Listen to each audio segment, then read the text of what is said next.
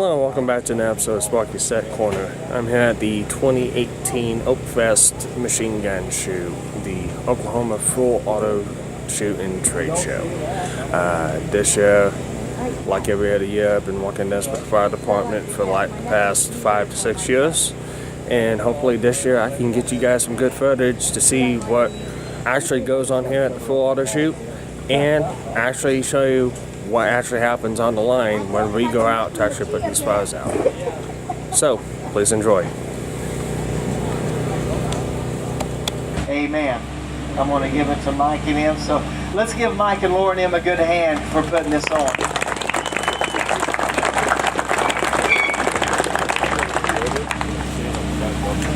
Well, I appreciate that applause, but guys, it wouldn't be nothing without all of you, because all of you guys help support the things that I like to do, and this is one of the things I like to do, and obviously you guys like it too because you're here.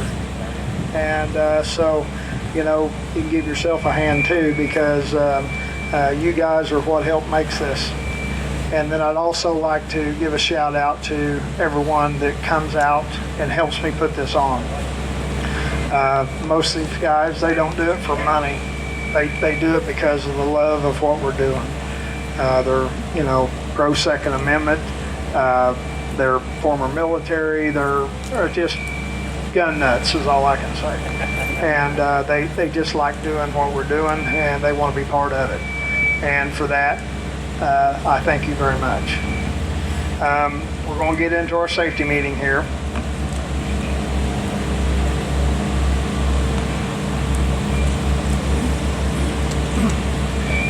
First off, we've got a little bit of stuff to talk about.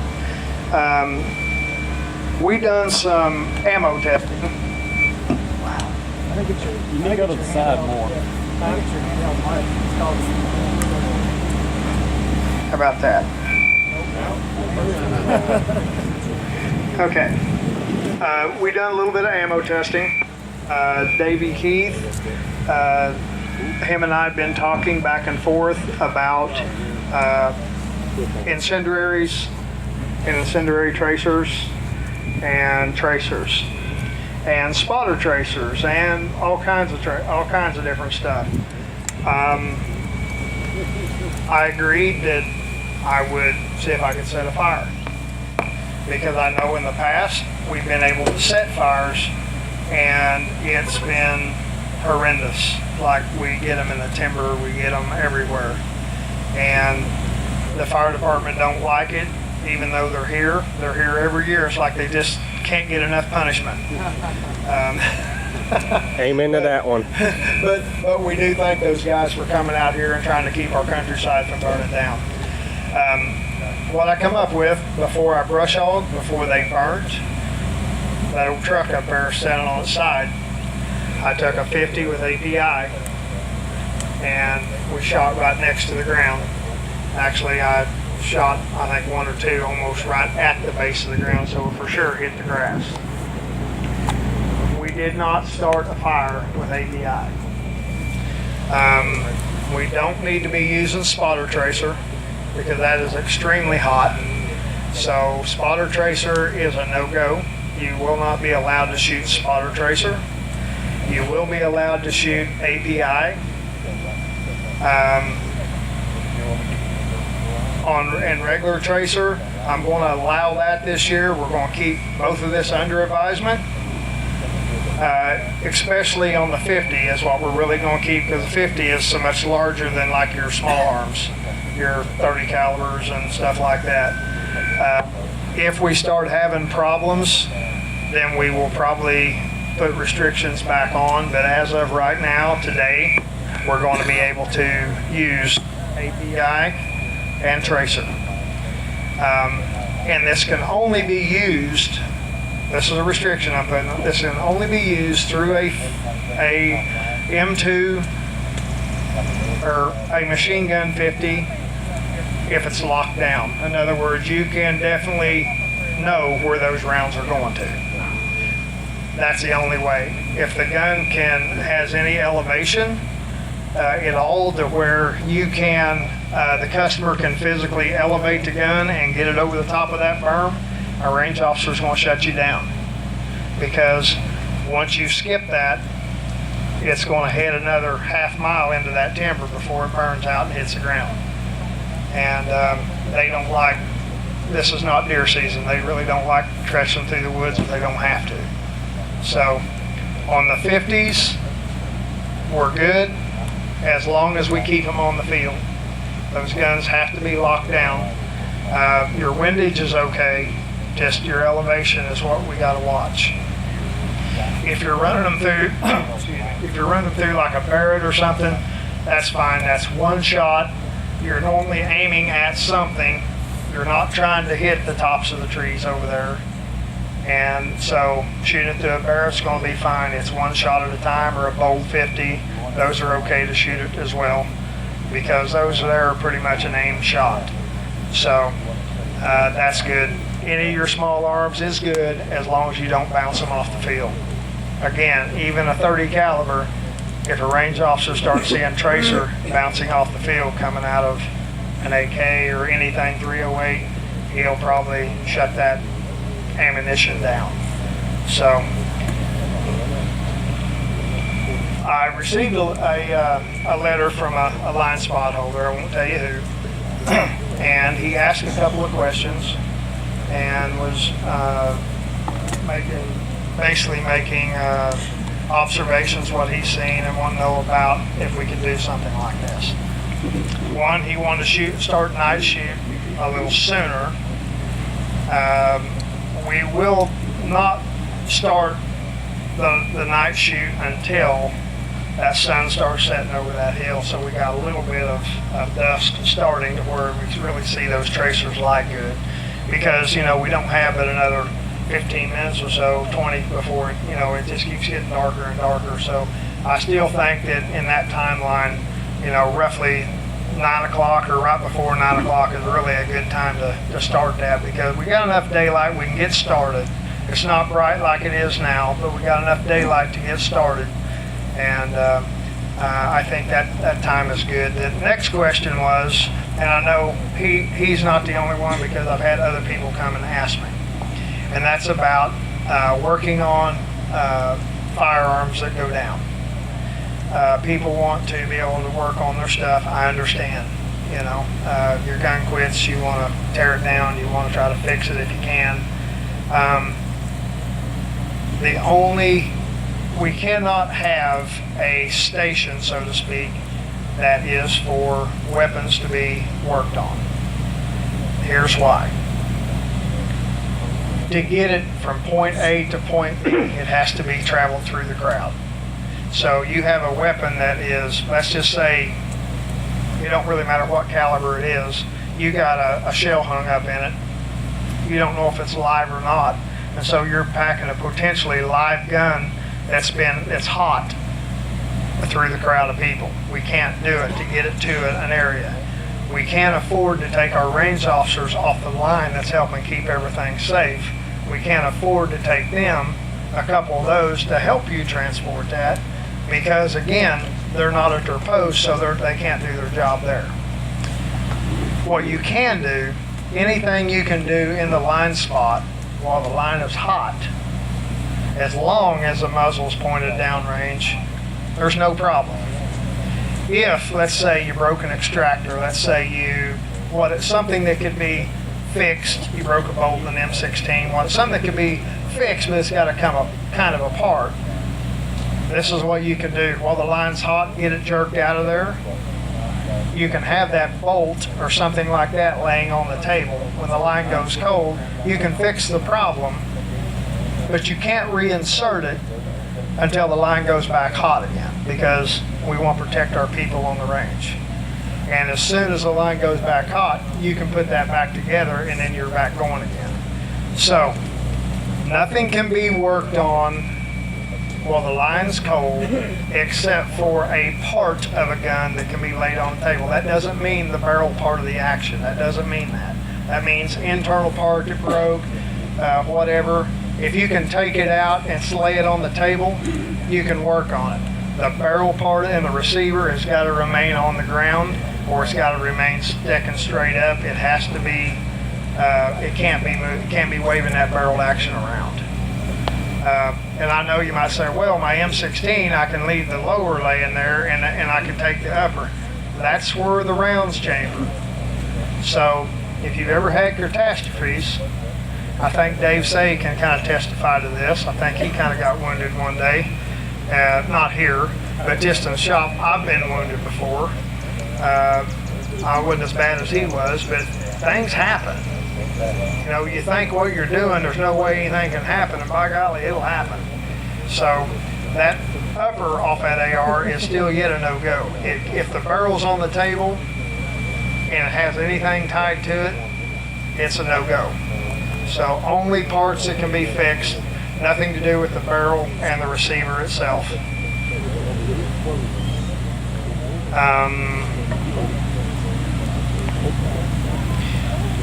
Everyone, you need to remember, you need to stick with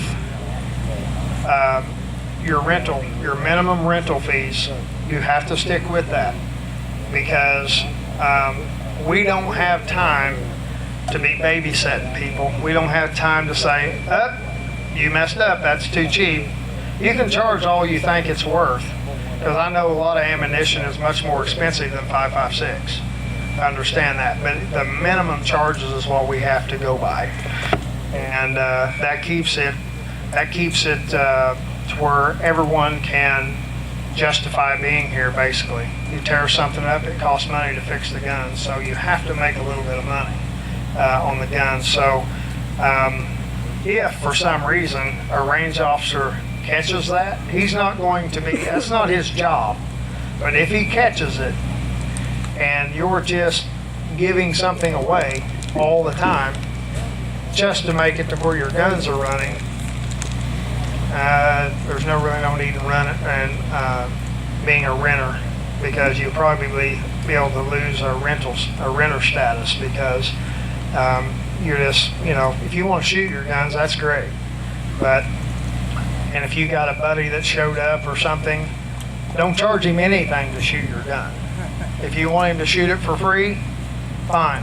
If you're like me or Justin here or Athlon or whatever, you know, Black Rain, they may have a new prototype of something, and they're just wanting to get people's hands on. They're not going to charge that guy a nickel to shoot that gun.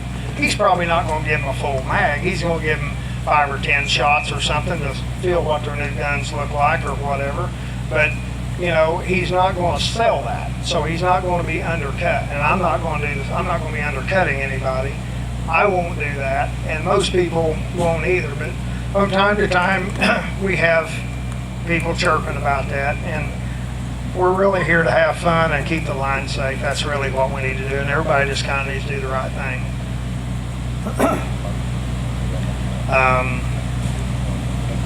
When we go home, please don't take my fence apart.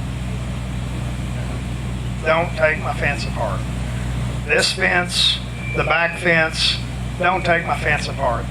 We run cows out here when we're done. If the cows get in here, they can go all the way to 10 Highway. There's a lot of land between here and 10 Highway, and it's not a good thing. Because we just assume it's up. Well, we've been surprised a few times. And don't take my fence down. On the line here, if you want to slide a gate or something off in the hinge, there's no problem with that. With that thing keeps swinging to your road. But as far as my fence, don't take my fence apart, because then the next year it ties up somebody that can be doing something we need to be doing elsewhere, going back and putting the fence back up all the time, because you never know where it's down. You just got to look at every post and retie everything and whatever. So just don't take my fence down, please. As far as, you know, for people out in the parking lot, this here really don't have much to do with you guys, but you know, we do have the APC out here. We'll be giving rides in. The helicopter, Mr. D's, they're out there in the field. They got a gunnery course they're going to be doing out there. We have our sniper shoot that we do every year. Black Rain Ordnance is a sponsor on that. Black Rain will be giving away a suppressor this year to the winner, and they'll be giving that away here. I mean, they won't hand you the suppressor. There's paperwork that has to be done and whatever, but they'll present you with a certificate or whatever of that, and then we can get a hold of them, and then they'll make the necessary arrangements. They're also donating one for our fire department. They're so good to do that every year. And we raise a little money for our fire department, for them out here helping us, working with us. They burn our field off, trying to keep us from setting everybody else's land on fire, and then they're out here all weekend for us. We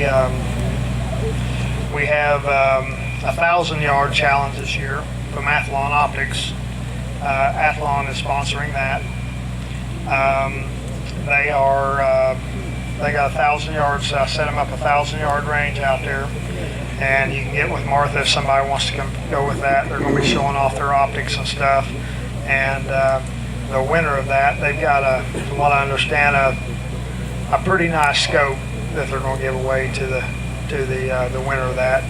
I don't know exactly how much it is or whatever, but it's a nice scope, so it's definitely worth doing. Davey Keith is going to give us a demonstration with his flamethrower again this year, so we'll give him something to light up and burn up there on the hillside. That'll be sometime maybe right before we start our night shoot or something. We'll do that. The next thing, some of you have, I think Martha's probably contacted a lot of you guys, but we're going to be working with, where's she at? Marcia, come here just a second.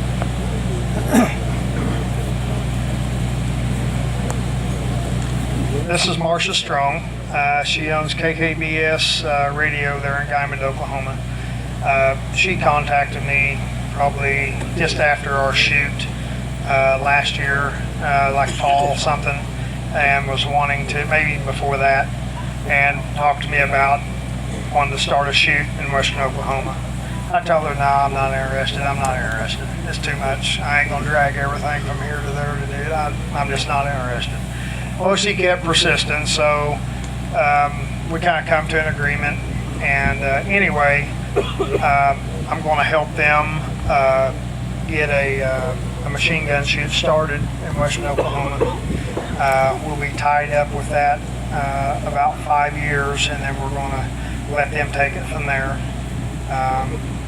It's going to be in Beaver County. For those of you that are pilots or whatever, you're very close to Liberal Airport. You're about 16 nautical miles, I think, from Liberal Airport in Kansas. So we are in Oklahoma. We're, how you say that, town, Turpin? Around, it's just right outside of Turpin, Oklahoma. And we are selling line spots for that right now. They are filling up pretty quickly. I don't know, I think she's probably got a third of them or better probably filled. So if any of you would like to join us in western Oklahoma, this will be in September. It's 22nd and 3rd or 3rd and 4th? 22nd, 23rd of September is when that shoot will be.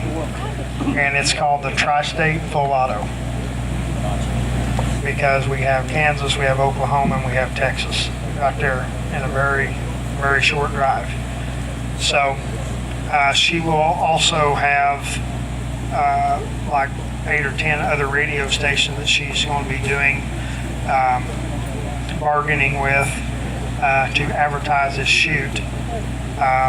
So the word's definitely going to get out. I expect a good crowd because she has a lot of voice in the airways for advertising, and I know she's working with other people too in different ways, like vendor status and whatever. If they'll help advertise, pass out flyers. She's done special stuff with them.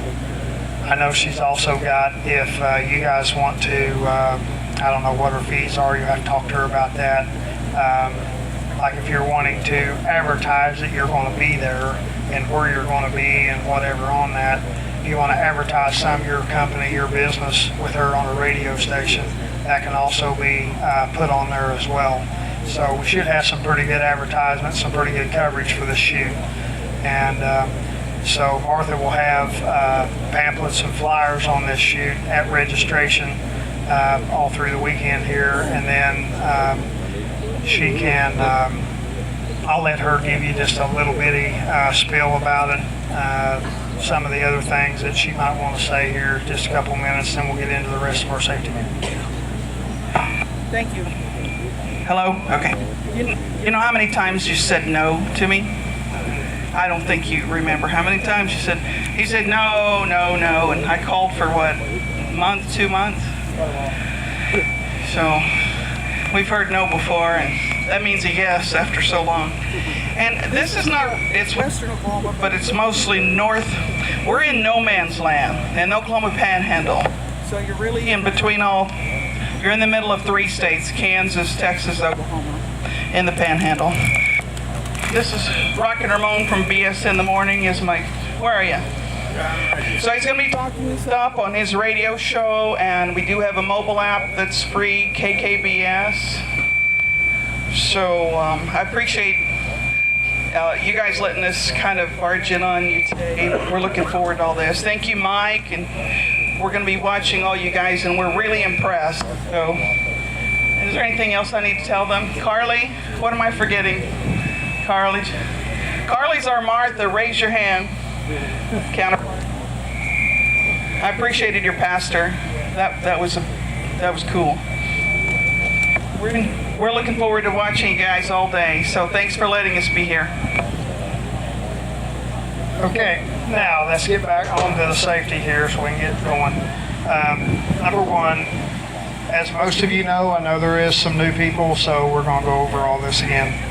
No cars are allowed inside the gate after the shoot starts, unless there's an emergency, and there's always one of those things that, they had an emergency at home, they got a call, they got to leave. At that time, don't just take it upon yourself. Get with one of the range officers, get with me, and we will get some staff or something to help you get out of here. You can't bring your car in. We'll have a trailer behind an ATV or a UTV, and we will take your stuff to the parking lot for you. But we will help you get out if it's an emergency, not just because it's lunchtime and you think you're ready to leave and you won't come and pack up. That's not an emergency. So, again, no cars, no ATVs, no UTVs in here unless it's cleared through me. If someone is physically disabled, I will let them have a golf cart or a UTV or an ATV in here. That doesn't mean your grandkids, while you're in here, is making this a racetrack through here. This is kind of a sanctuary area, and people don't look for somebody that's getting ready to run over them. And so that's just for you to travel from where you're at to the Porta-Johns, to the registration, to the snack shack, things like that. That's what those are for. It's just for your mobility. And as far as the range goes, remember guys, no crossfiring. If you're on the far end, you can crossfire very easily because you really, center point is almost a little bit far for you to be shooting on the line. The further you get to the center can almost not crossfire whatsoever because they're right in the center. So it's just going to determine where you're at on the line, but just be aware, just don't crossfire, because what you can do is, of course, you endanger somebody on the other side of the line.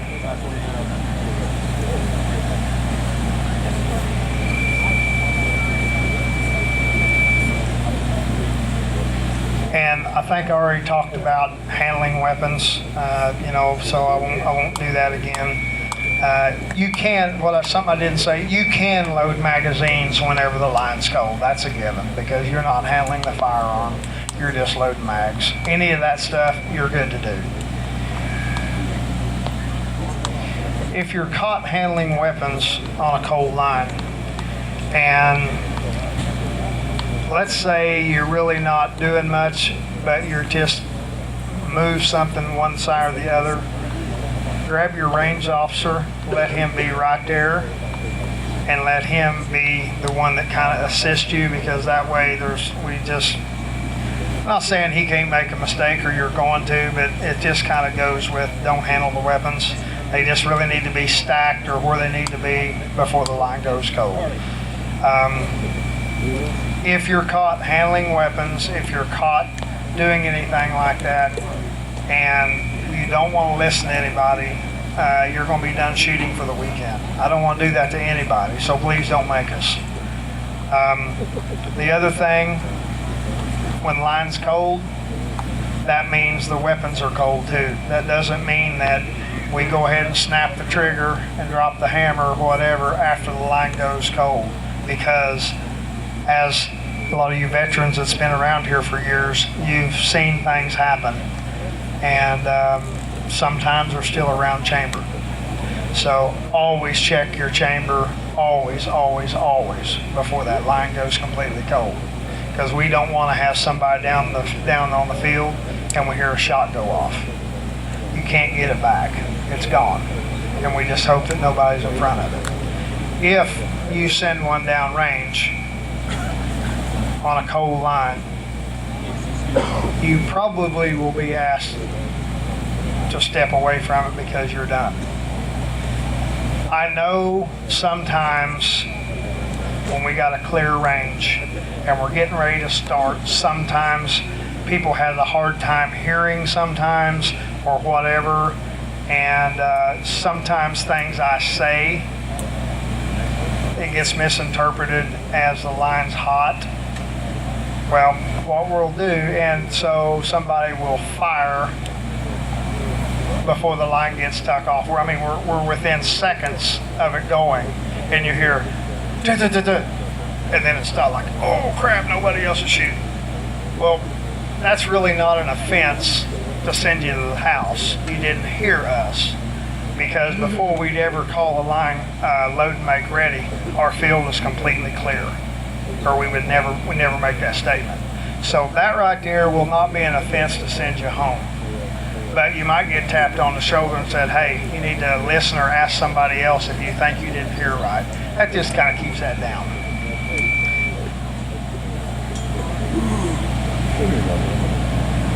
When line is called, clear your weapons. Anything that the bolt will lock back on, lock that bolt back. Or when that range officer's coming back down before he calls, north side cold, south side cold, whatever, those range officers can visually just look and see that that gun is empty. It's clear. If it doesn't lock back, say an AK, some kind of sub gun or whatever that's on a closed bolt, put something between the bolt and the chamber. I don't care if it's a stick, it's a spent round, it's a chamber plug.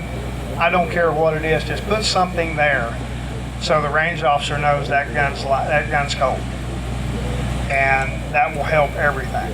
And then everybody knows that gun's not going to cook off. If we just got through running for 2 hours, you may just put something back that's just smoking, about to burn the barrel down. If it's still got around the chamber, it's going to go off more than likely. So when just be sure that everything's checked. When you pull that back, you're physically checking it yourself before you put something in there. So just be sure that everything is good and clear. And again, listen to your range officer. If he tells you something, just do it.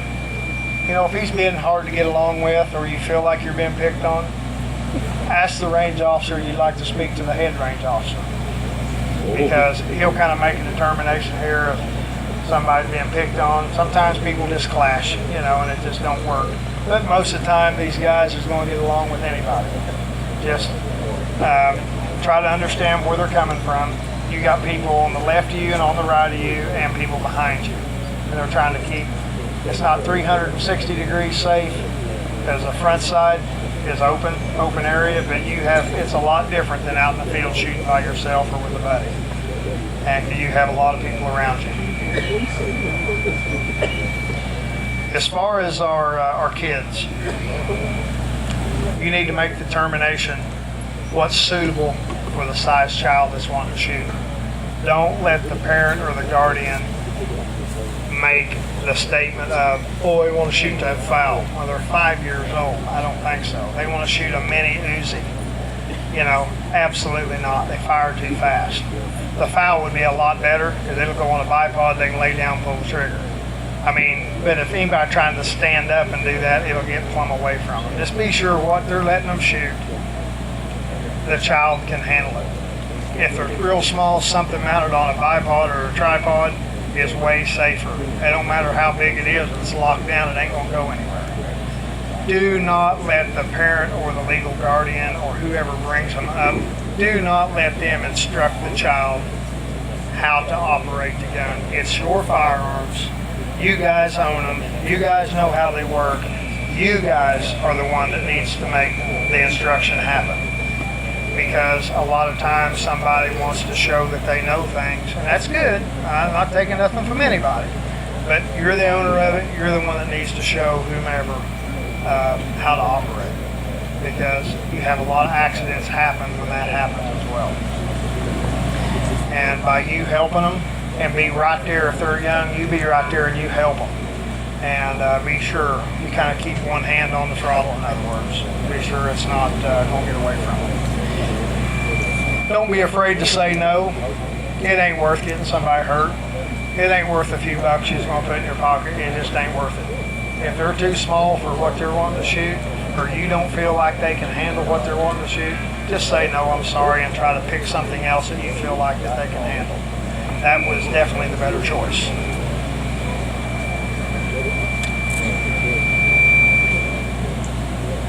And be sure after your customers finish shooting, just kind of keep a visual on them. Be sure they don't just take off walking down the line. They need to come back out the gate they come through. They can walk out the line, down the line on the outside. And because they'll be in there and somebody's doing something, they'll be over your shoulder. Hey, what's that? What's this? Hey, you know, they need to come outside the fence. And that's what that fence is for, is a barrier between the crowd and the shooters. That way you're not worried about somebody tripping over something, you burning somebody, whatever, because you didn't know they was there.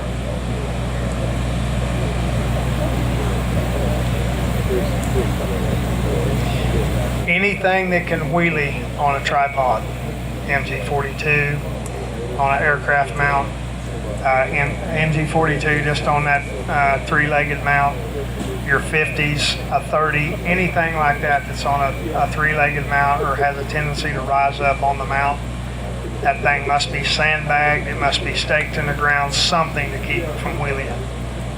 So we don't want to see guns wheeling. Yeah, they may be on a mount, they may be locked down, but if that thing's wheeling in the front, it's just like a free gun, it's not locked down.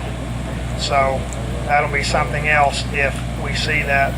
We're not going to make you not shoot it, we're going to say you need to tie that thing down or quit shooting it. So we're going to give you an option, but just be sure the thing's solid.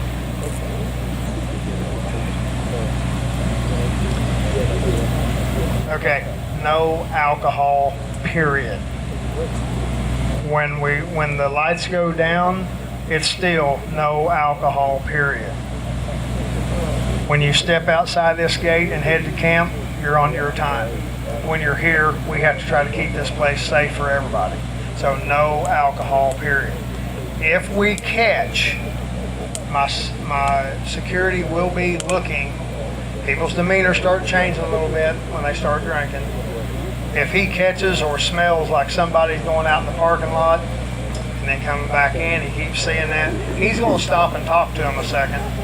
And if that's what they're doing, they're not going to be able to come back in. All ice chests are subject to inspection, period. I don't care if you're a vendor or an exhibitor, your ice chest is subject to inspection. If we catch alcohol in your ice chest, or we catch a trash can next to your ice chest that has alcoholic beverages in it, you will be done for the weekend. You will not be allowed to shoot no more, and you probably will lose shooting privileges from now on, because we don't need that kind of trouble. We just don't need it. Wait till after the event's over that night to drink a cola if that's what you do. Just don't do it here.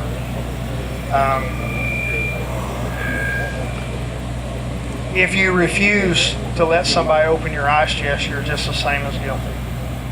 It don't matter if you say it's a matter of principle. It don't matter. It's a matter of principle to us too. You're done. So we'll have to. You'll have to just decide that we do have the right to check them, because we do. As far as grilling on the line, we don't need to do that. We don't need to. We just don't need that. That you guys laugh. That's happened. You know. What if it's a joke for me? Yeah. I know. You know. Sometimes you have a big crowd of people, and you know it's just cheaper to cook your own than come up and buy. I understand, but we do have hamburgers and hot dogs up here, and you know, just don't be grilling on the line. We don't need that.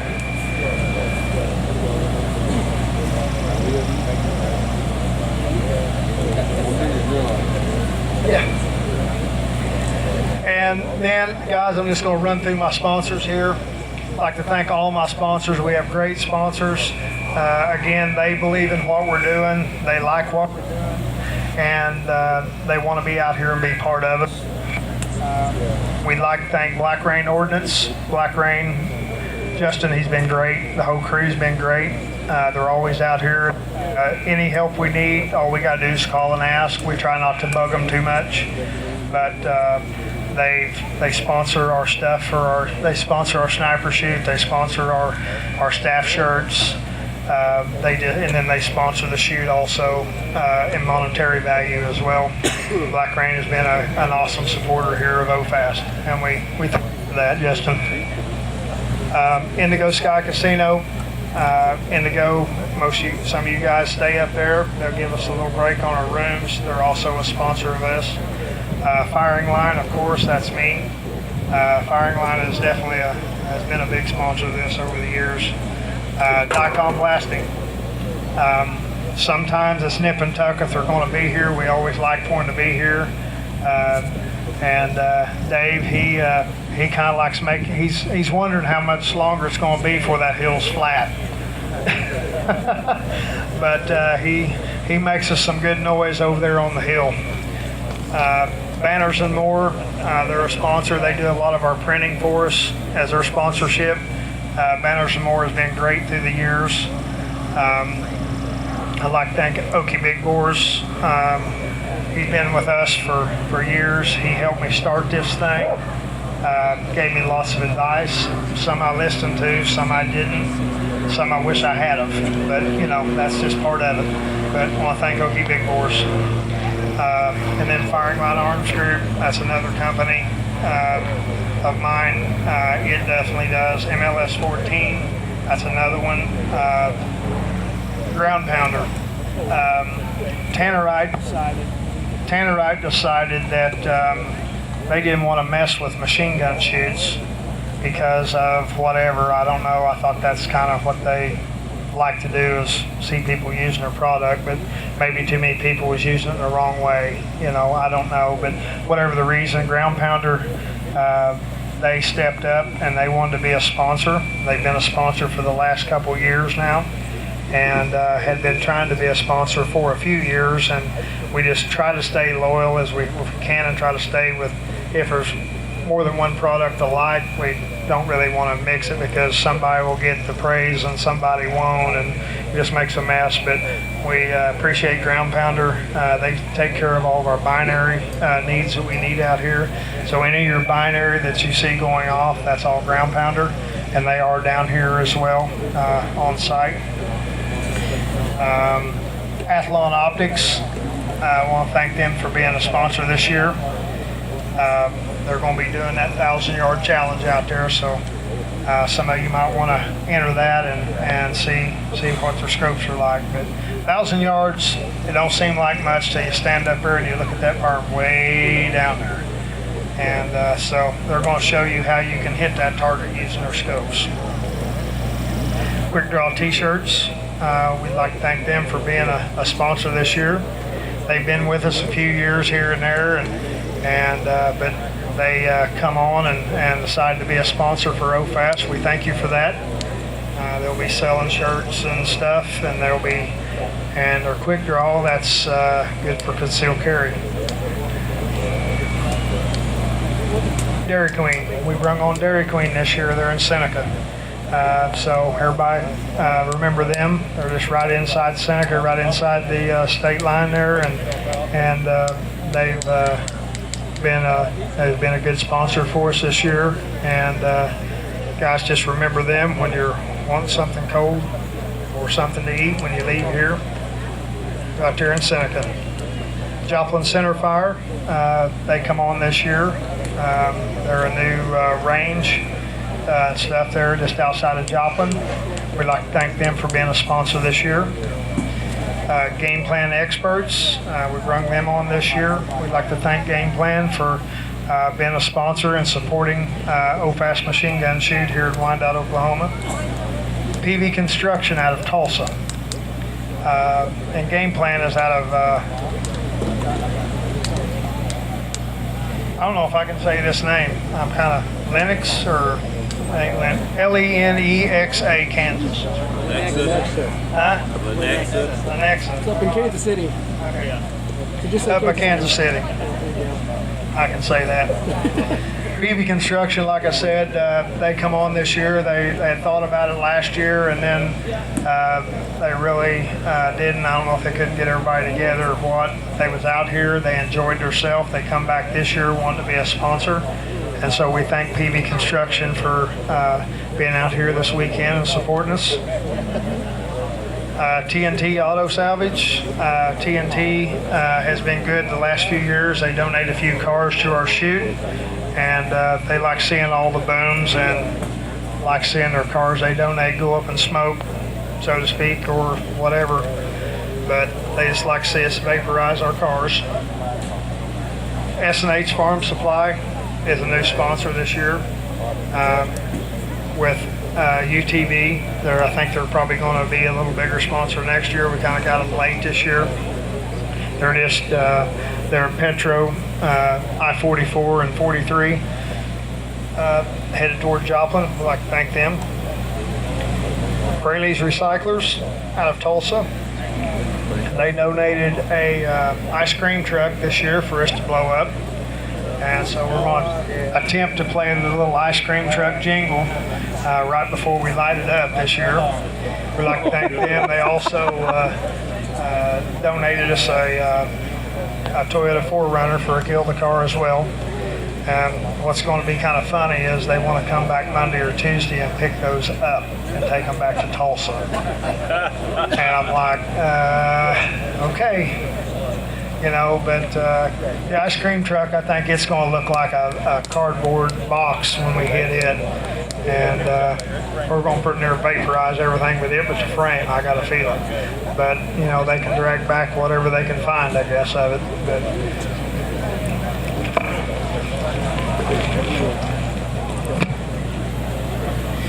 okay, and we're about ready to get out of here. Sniper shoot. Anyone that's registered for sniper shoot, as you know, Martha has times for sniper shoot relays: 11, noon, 1, 2, 3, and 4. And then the 1,000-yard challenge, that there will happen at supper break. That's when we'll be starting to do that. And she also has them. I don't think she has them for as far as time slots or whatever, but she does have a list. We got just a very few more that we can take for that, not very many, and try to get them done in the timeline we need. So, guys, that's about all I've got, and I know you're probably really glad that's all I've got. And, we are selling raffle tickets on the suppressor from Black Rain Ordnance, $5 a piece, 5 for $20. up at registration. So that thing will absolutely be given away. So anyway, go register for that and it'll help the fire department.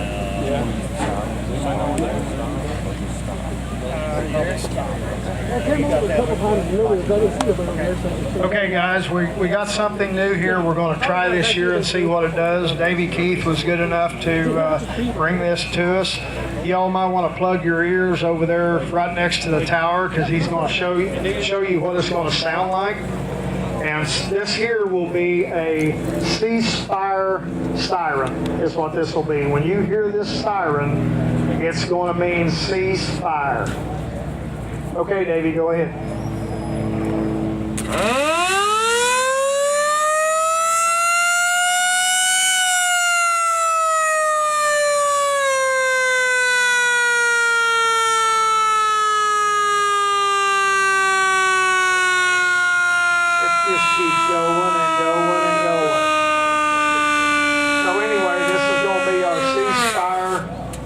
This is going to be our ceasefire. Okay, guys, go ahead and man your battle stations and we'll get this thing going. Thank you.